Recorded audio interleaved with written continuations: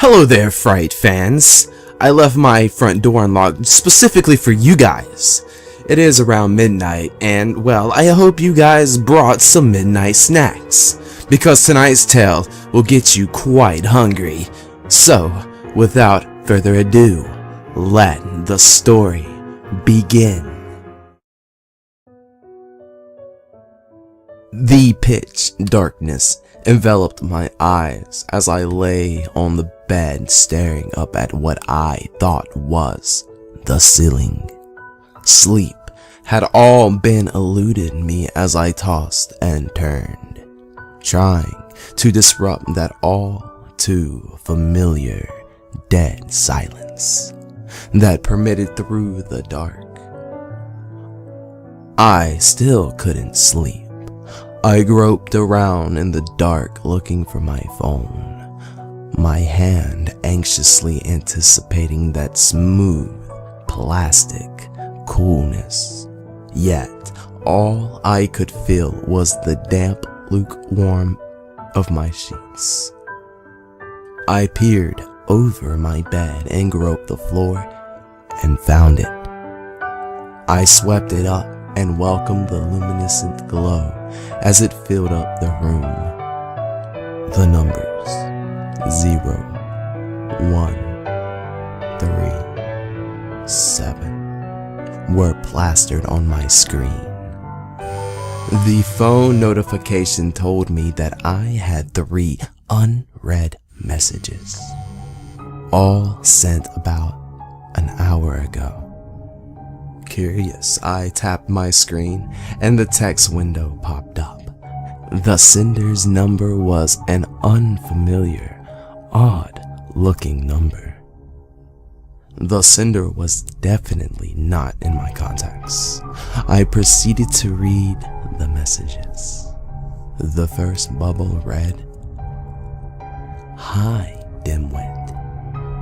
You think you can get away with it that easy, eh?"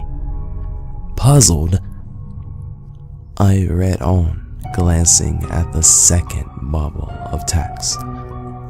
"I know where you live. I can see your car parked in the driveway. My uncle ran your place and figured out your address. You are gonna learn your place in this town. You have absolutely no idea who you are messing with." A chill slowly crawled down my spine as I read the next bubble of text. I could feel the sweat begin to trickle down my forehead as I read the final bubble of text. "By the way, I'm in your house right now." The time stamped on the bubble of text read 12:30 a.m. At that moment, my once familiar home seemed alien to me. The place I once saw as a refuge was now a death trap. I stood there, motionless and dazed, until my phone alerted me that the battery was almost out. My bedroom door was still closed, and I was glad I had not turned on the light yet. I opened the door as silently as I could and crept down the hallway, rapidly scanning for anything out of place. I felt my phone buzz unexpectedly and looked down to see another message. "Peekaboo, I see you. This sicko had been in my home for the last hour, and now he, she, it was taunting me." I dropped the floor, paralyzed in fear, as I whispered, I flipped on the hallway light in terror and realized there was no power. I bolted back into my bedroom and closed the door, locking it. I began to dial 911, erratically jabbing at my phone when I noticed something strangely odd about my phone. It wasn't my phone. It was the same make as my phone, down to the color, but it was not mine.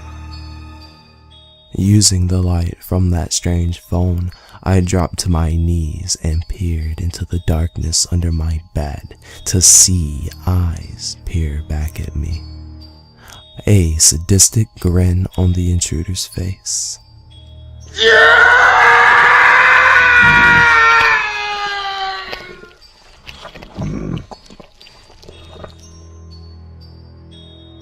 My neighbors reported hearing screaming coming from my house around 2 a.m. in the morning. I told the police and that they must have heard the horror movie I had been watching the previous night. They asked if they could search around the place despite my assurance. I let them. But they would never find the intruder.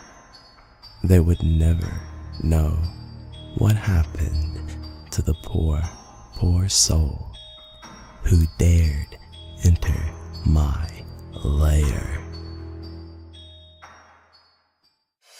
I guess for this homeowner, this was just a late fright delivery. I wonder if Pizza Cut is still open. So, what's your favorite midnight snack? Be sure to leave those comments below. Thanks again, you guys, for watching. Till next time.